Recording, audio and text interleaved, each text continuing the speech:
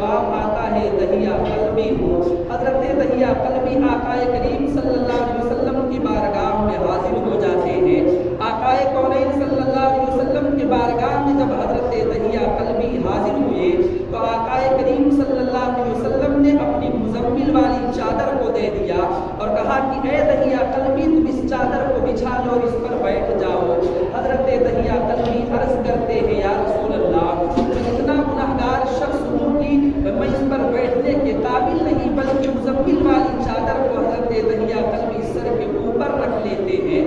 آنکھوں سے لگاتے ہیں اور لگانے کے بعد میں سر پر رکھ کر کے کہتے ہیں کہ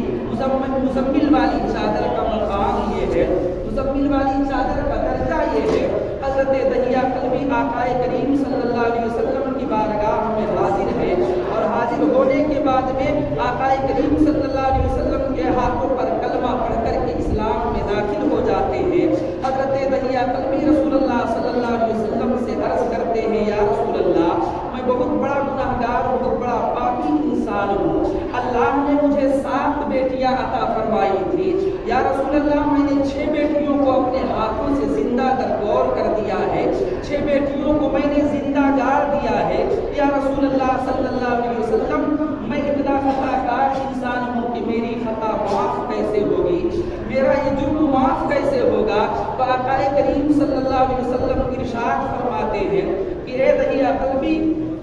تم فکر نہ کرو، جب تم نے اسلام قبول کر لیا تو اللہ نے تمہارے سارے خطاؤں کو معاف کر دیا، تمہارے سارے گناہوں کو معاف کر دیا۔ حضرت دہیا قلبی یہ کہہ کر کے رو رہے ہیں، آقا کریم صلی اللہ علیہ وسلم ارشاد فرماتے ہیں کہ اے دہیا تم رو نہیں، بتاؤ معاملہ کیا ہے؟ حضرت دہیا قلبی عرض کرتے ہیں یا رسول اللہ میں نے جب 7ویں بیٹی کو مارا تو میں پردیس جا رہا تھا، آقا کریم حضرت دہیا قلبی عرض کرتے ہیں یا رسول اللہ جب میں نے 7ویں بیٹی کو مارا تو میں پردیس جا رہا تھا، میری بیوی امید سے تھی، میں نے اپنی بیوی سے کہا کہ اگر تمہارے پیٹ سے لڑکا پیدا ہوگا تو اس کی پرورش کرنا اور پالنا پوسنا، اور اگر بچی پیدا ہوگی تو اس کو تم زندہ دفن کر دینا۔ عزیزان ملت اسلامیہ حضرت دہیا قلبی یہ کہہ کر کے رو رہے ہیں، درود پاک صلی اللہ علیہ وسلم قلبی نے قتل کیا ہے، آقا کی بارگاہ میں حاضر ہے، عرض کرتے ہیں یا رسول اللہ میں نے جب 7ویں بیٹی کو مارا جب میں نے اس کو قتل کیا، یا رسول اللہ میں تو باہر گیا ہوا تھا، جب میں باہر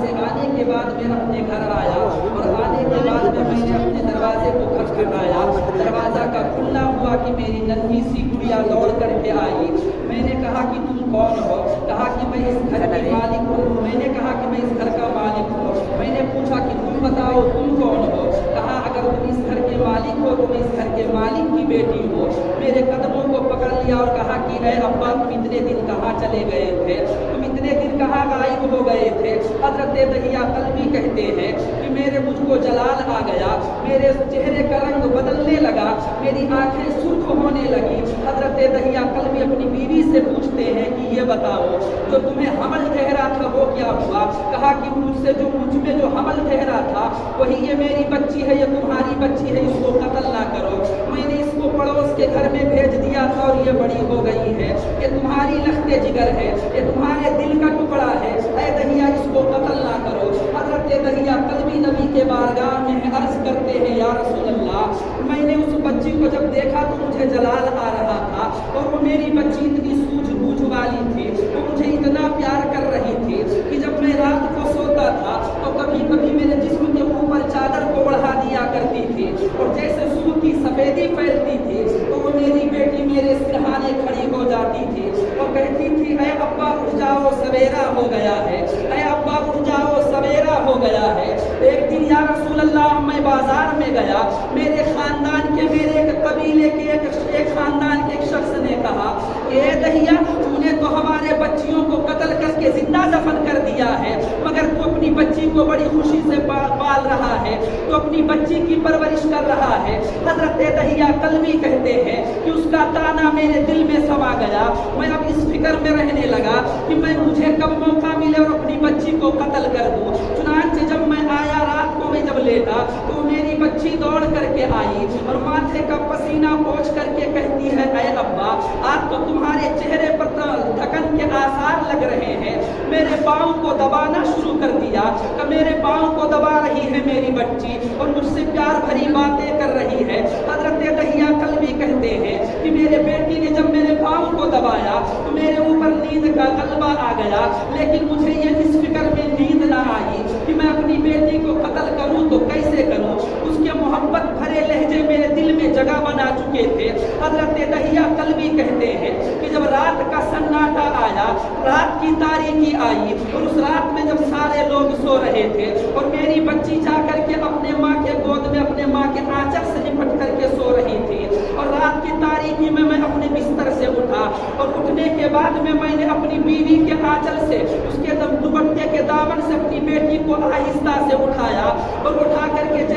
جیسے ہی میں نے اس کے ہاتھ کو پکڑا اس نے کہا اے ابا, لیکن اس ابا کی آواز کو میں نے اس کے آواز کو باہر نہیں نکلنے دیا بلکہ میں نے اپنے ہاتھ کو رکھ کر کے اپنی بیٹی کے منہ کو دبا لیا اور اس کی آواز اس کے منہ کے اندر دب کر کے رہ گئی. یا رسول اللہ میں اپنی بچی کو کھینچ کر کے لے کر کے رات کے تاریکی میں گھر سے باہر نکلا. میں چلتا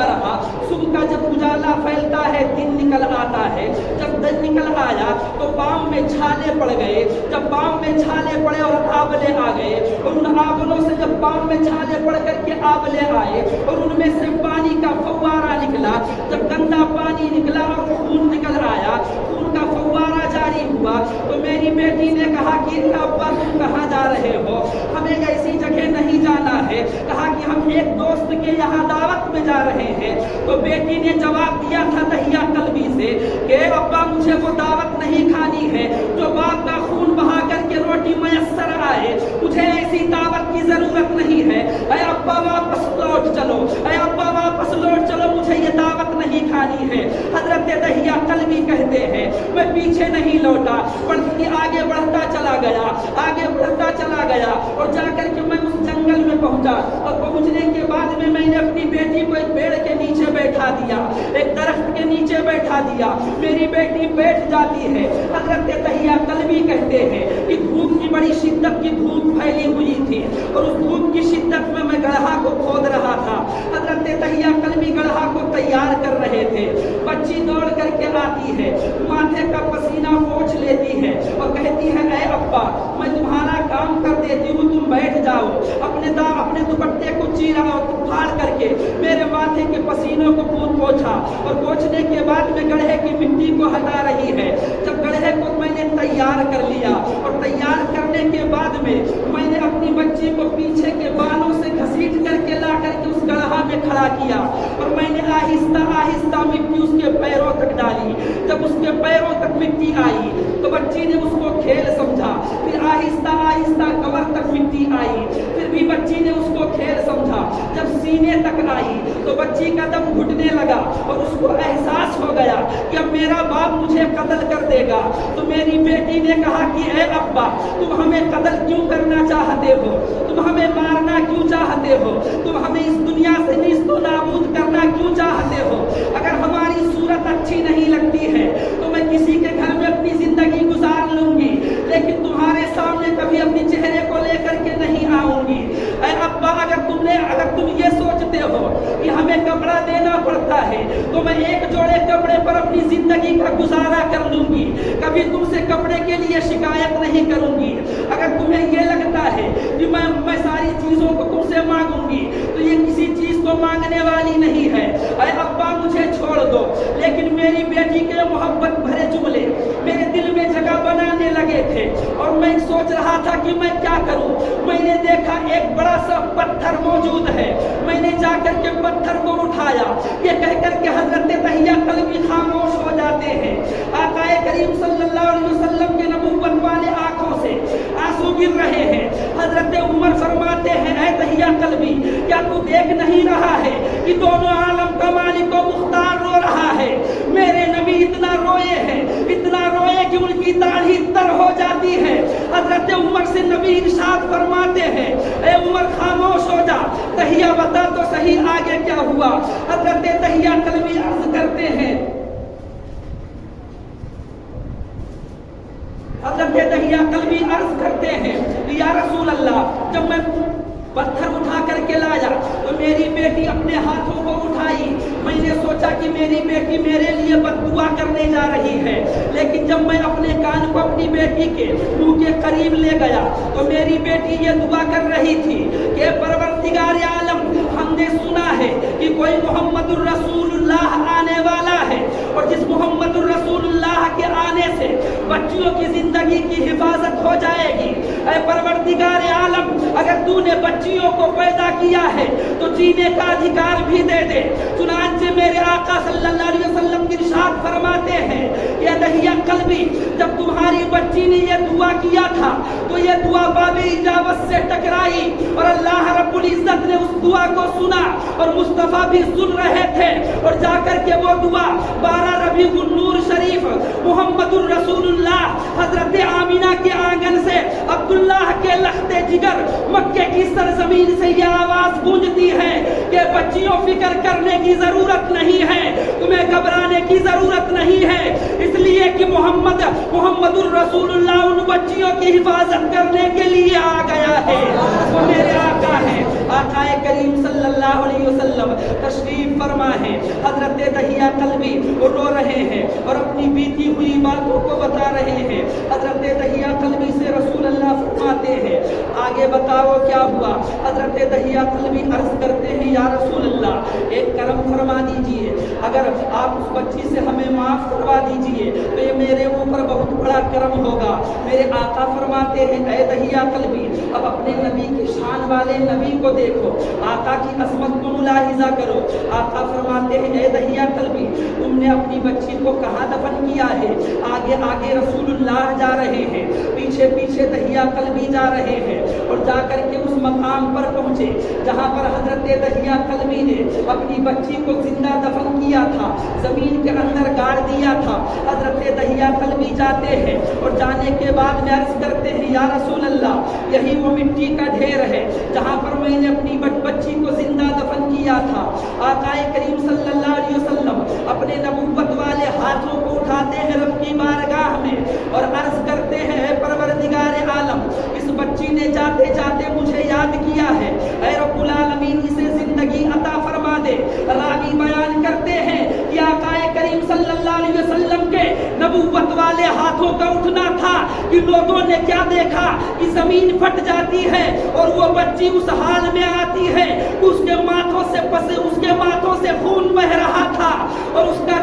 کپڑا خون سے تر تھا۔ آقا کریم صلی اللہ علیہ وسلم پڑھتی ہے الصلاۃ والسلام علیک یا رسول اللہ، الصلاۃ والسلام علیک یا حبیب اللہ، الصلاۃ والسلام علیک یا نبی اللہ۔ آقا کریم صلی اللہ علیہ وسلم ارشاد فرماتے ہیں اے بیٹی یہ تیرا باپ ہے تجھے لینے آیا ہے اور اس کو معاف کر دے۔ تو اس بچی نے جواب دیا تھا یا رسول اللہ میری حسرت یہ ہے کہ قیامت کا دن ہوگا، اللہ کی عدالت ہوگی، وکالت آپ کی ہوگی، حضرت فاطمہ الزہرا بھی تشریف فرما ہوں گی، حضرت حسنین کریمین آپ کے نواسے ہوں گے اور میں اس کا گریبان پکڑ کر کے لاؤں گی قیامت کے میدان میں اور رب کے سامنے عرض کروں گی کہ میرے باپ تو میرا ابا ہے لیکن مجھے بلا قصور کیوں زندہ دفن کیا تھا، مجھے کیوں مار دیا تھا؟ تو میرے آقا فرماتے ہیں اے بیٹی تو اس کو معاف کر دے۔ میرے آقا نے جب کہا تو بچی کہتی ہے کہ میں ان کو معاف نہیں کروں گی۔ میرے آقا فرماتے ہیں اے بیٹی کیا تجھے معلوم نہیں ہے کہ میں کون ہوں؟ تو اس بچی نے جواب دیا تھا یا رسول اللہ آپ کو جانتا کون نہیں ہے، آپ کو شجر و حجر جانتے ہیں، چرند و پرند جانتے ہیں، زمین و آسمان جانتے ہیں، جانور و انسان جانتے ہیں، دنیا کا ہر ذرہ یا رسول اللہ آپ کو جانتا ہے، اگر آپ کہہ رہے ہیں تو میں اس کو معاف کر دیتی ہوں۔ اب میرے آقا فرماتے ہیں اے بیٹی چل واپس اپنے گھر چلی چل، اپنے باپ کے گھر واپس چل۔ تو اس بیٹی نے کہا تھا یا رسول اللہ میں اب اس کے گھر نہیں جاؤں گی، اس لیے کہ میں نے جب سے اس کے گھر سے اس کے آنگن سے اپنے قدم کو نکالا ہے اور اللہ کی بارگاہ میں پہنچی ہوں، رب کے قریب میں پہنچی ہوں، تو اس باپ سے زیادہ پروردگار عالم نے مجھے پیار کیا ہے، اب مجھے اس باپ کے پیار کی ضرورت نہیں ہے، پروردگار عالم کا پیار کافی ہے۔ اسی موقع پر میرے نبی نے ارشاد فرمایا تھا کہ اگر کے 3 بیٹیاں ہوں اور وہ تینوں بیٹیوں کی ذمہ داری اٹھا کر کے ان کی شادی کر دے تو وہ جنتی ہے۔ پھر میرے آقا نے ارشاد فرمایا تھا کہ اگر کسی کی 2 بیٹیاں ہوں تو وہ بھی جنتی ہے، اگر کسی کی 1 بیٹی ہو تو وہ بھی جنتی ہے۔ تب ایک صحابی نے عرض کیا تھا یا رسول اللہ اگر کسی کے پاس بیٹی ہی نہ ہو تو اس کے لیے کیا ہے؟ تو میرے آقا کی بارگاہ میں اس صحابی نے سوال کیا تھا یا رسول اللہ اگر کسی کے پاس بیٹی نہ ہو تو اس کے لیے کیا ہے؟ تو میرے آقا نے ارشاد فرمایا تھا کہ اس کو گھبرانے کی ضرورت نہیں ہے، اگر وہ دل میں یہ تمنا لے لے، دل میں یہ حسرت پیدا کر لے کہ رب تعالیٰ کاش مجھے بھی بیٹی عطا فرما دے، تو قیامت کے دن محمد الرسول اللہ اس کے ہاتھ کو پکڑ کر کے جنت میں داخل فرما دیں گے۔ وہ میرے